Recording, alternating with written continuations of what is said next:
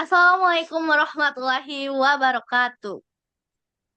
Waalaikumsalam Waalaikumsalam warahmatullahi warahmatullahi wabarakatuh. wabarakatuh. Selamat malam semuanya, teman-teman semuanya.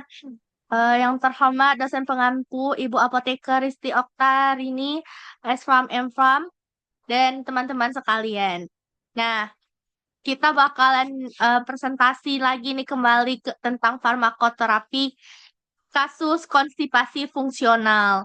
Nah, kita bakalan membahas topik yang ini bakalan sering ditemui nih dalam praktik klinik, namun sering dianggap sepele, yaitu konstipasi fungsional tadi nih. Nah, sebuah kondisi yang bukan hanya mengganggu kenyamanan pasien, tetapi juga mempengaruhi kualitas hidup secara signifikan. Jadi sebagai apoteker, kita bakalan ngebedah nih tentang konstipasi fungsional ini yang kerap kita temui dalam praktik klinik. Nah, sekarang next slide.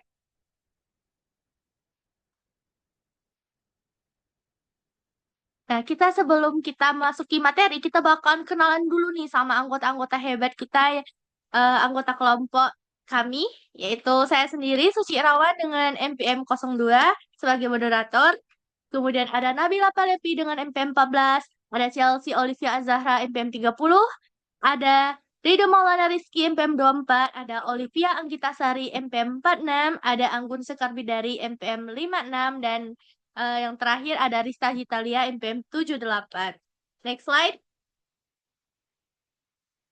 Nah, pertama presentasi kita akan dibuka nih oleh Saudara Rista yang akan memaparkan gambaran kasus lengkap serta data subjektif pasien mulai dari keluhan utama, durasi gejala, hingga faktor risiko yang memungkinkan berperan dalam terjadinya konstipasi fungsional nih. Nah, silakan simak dengan baik ya teman-teman landasan analisis bagian berikutnya. Silakan Rista. Jadi Nyonya M umur 28 tahun datang dengan keluhan sulit buang air besar sejak 2 minggu.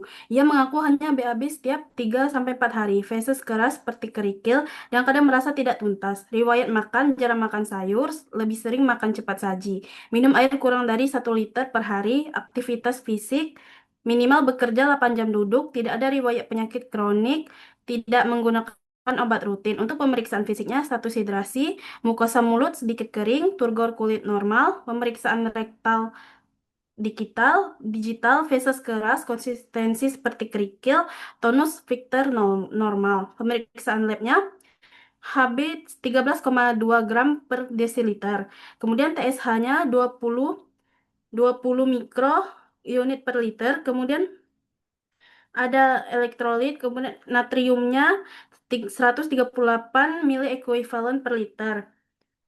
And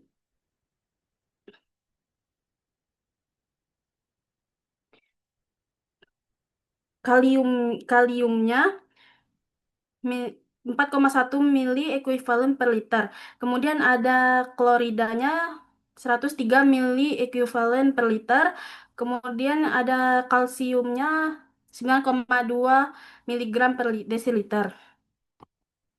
Untuk subjektifnya, ada pasien perempuan 28 tahun datang dengan keluhan sulit BAB sejak 2 minggu. BAB hanya setiap 3 sampai 4 hari, fesesnya sangat keras seperti kerikil, jarang makan sayur, lebih sering konsumsi makanan cepat saji, asupan cairan kurang dari 1 liter per hari. Aktivitas fisik minimal karena bekerja duduk selama kurang lebih 8 jam per hari, tidak ada riwayat penyakit kronik maupun penggunaan obat rutin, dan pasien merasa perut sering tidak nyaman dan kadang kembung. Demikian dari saya kembalikan kepada moderator. Baik, terima kasih banyak Lista atas penjelasannya. Nah, kita udah tahu nih pasien Nyonya M ini tadi ya. Eh, jadi selanjutnya kita bakal nih membahas tentang bagian objektif, mencangkup temuan pemeriksaan fisik, hasil laboratorium, dan seluruh data yang terukur ya teman-teman yang menjadi pijakan eh, penegakan diagnosis kita. Jadi teman-teman, kita didapatkan hasil laboratorium ya. Pertama ada HB-nya nih. HB-nya ada 13,2 gram per dl, TSH-nya ada 2,0 mikro per unit per ml, sorry. Kemudian ada natrium 138 mEq valen per L.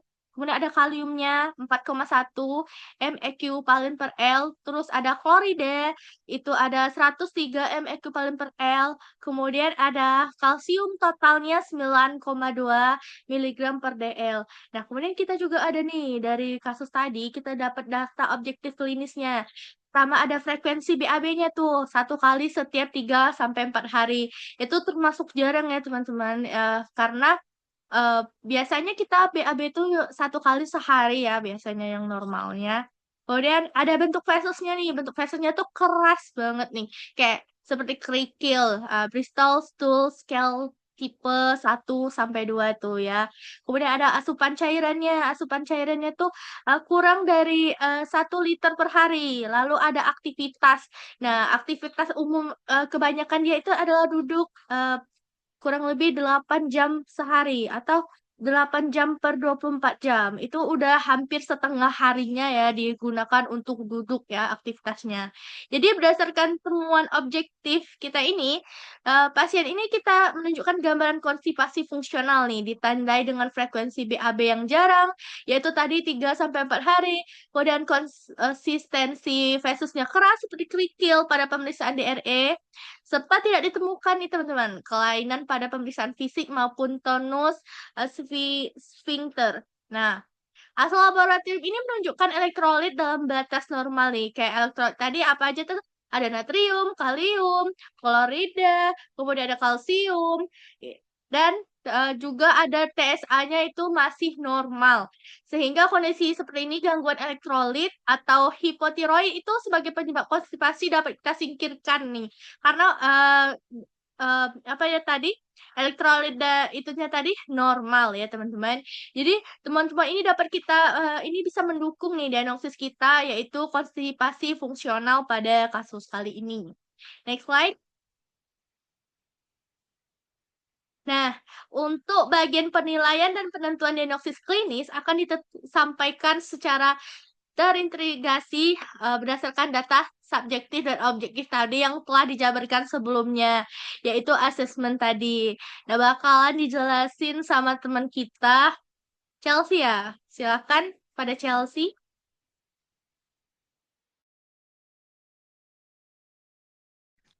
Baiklah, di sini saya akan menjelaskan bagian asesmen yaitu terapi farmakologinya. Nah, pada pasien ini kan dengan konstipasi fungsional, di mana terapi farmakologi ini diberikan untuk membantu melunakkan feses dan merangsang pergerakan usus agar buang air besar menjadi lebih lancar. Obat pertama yang kita berikan adalah Lactulose dengan dosis 10-20 mili, 1 hingga 2 kali sehari. Lactulose sendiri ini bekerja sebagai osmotik kelas aktif, yaitu menarik cairan ke dalam usus sehingga feses menjadi lebih lunak.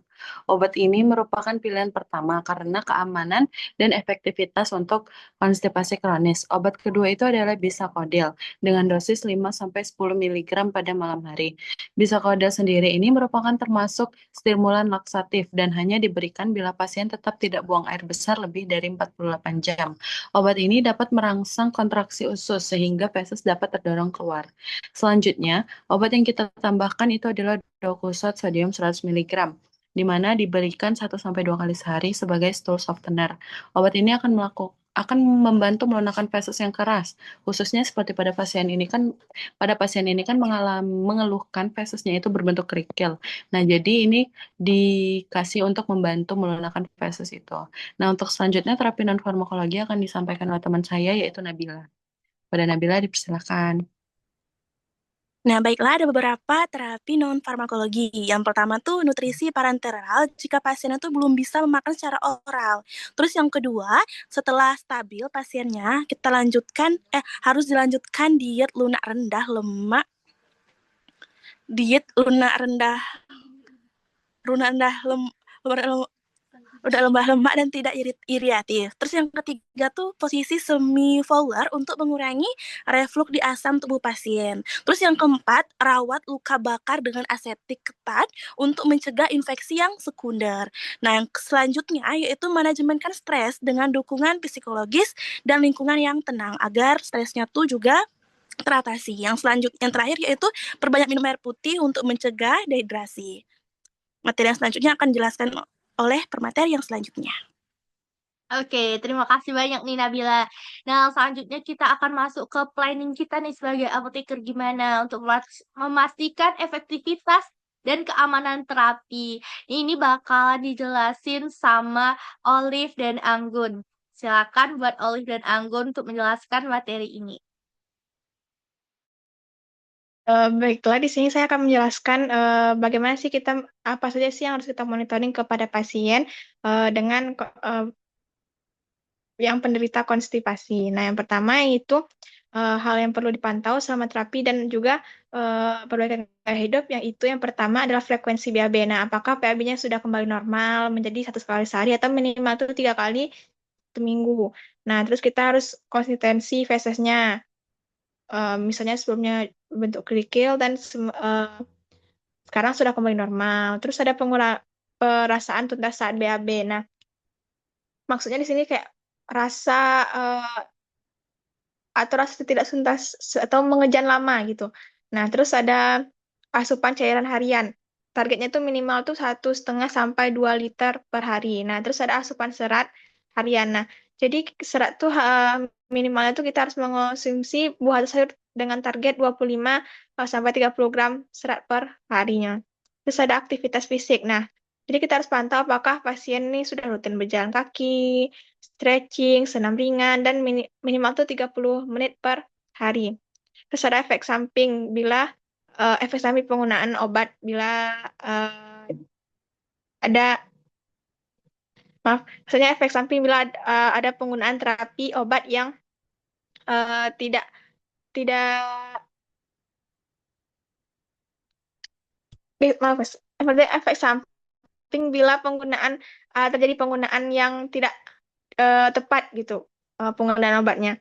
Terus ada edukasi kepada pasien. Nah, jadi kita harus edukasi kepada pasien itu yang pertama itu ada perubahan diet dan gaya hidup. Nah, kita harus mengedukasi untuk meningkatkan konsumsi serat seperti sayur hijau, pepaya, pisang gitu kan. Juga minum air, jangan lupa itu 1,5 sampai 2 liter tadi kan. Terus kurangi makanan cepat saji.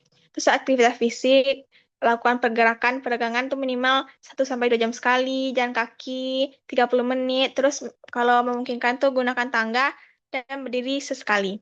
Terus edukasi kebiasaan BAB, biasakan BAB itu pada tepat waktu, misalnya setelah sarapan atau yang selanjutnya itu manajemen stres. Nah, stres itu dapat memperburuk konstipasi. Jadi kita harus latihan relaksasi atau nafas dalam. Terus kalau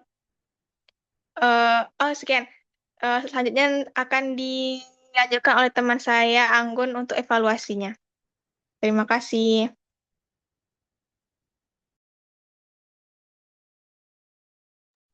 Baik, untuk evaluasi pada pasien ini, yang pertama itu kita lihat apakah ada perubahan frekuensi dan konsistensi BAB, apakah membaik menuju tipe 3 atau tipe 4 pada skala Bristol-Stoll, yaitu frekuensi BAB-nya itu meningkat menjadi 3 kali atau lebih per minggu.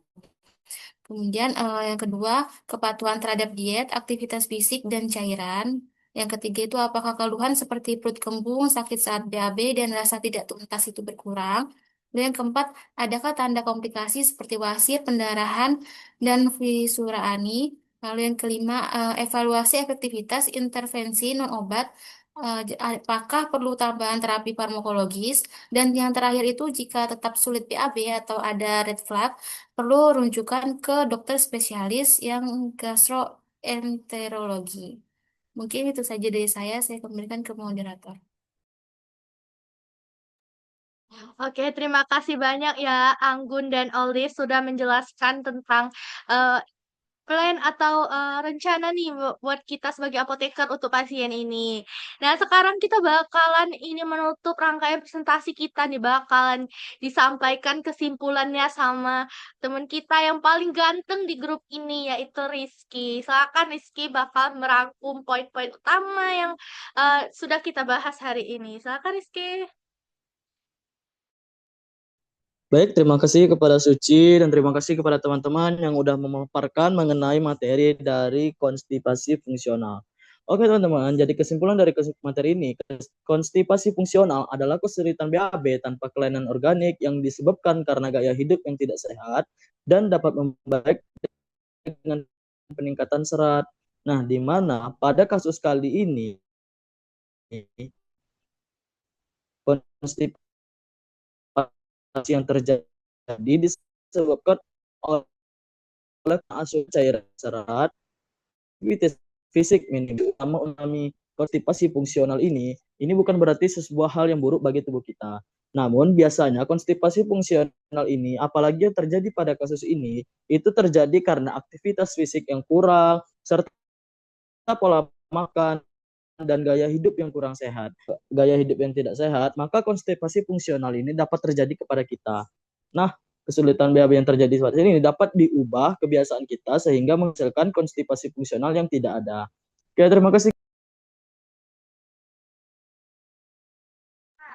Oke, makasih banyak nih buat Rizky atas kesimpulannya. Jadi teman-teman, suatu penyakit itu kita nggak boleh anggap remeh ya teman-teman. Kayak konstipasi fungsional ini. Jadi kita tuh harus menjaga pola hidup tadi kan, makan makanan yang berserat. Kemudian kita juga harus menyeimbangkan aktivitas kita. Nggak boleh kebanyakan duduk atau baring-baring gitu, nggak boleh ya teman-teman. Juga harus ada olahraganya. Ya, sekian dari kelompok kami tentang konstipasi fungsional ini. Semoga bermanfaat buat teman-teman dan semuanya.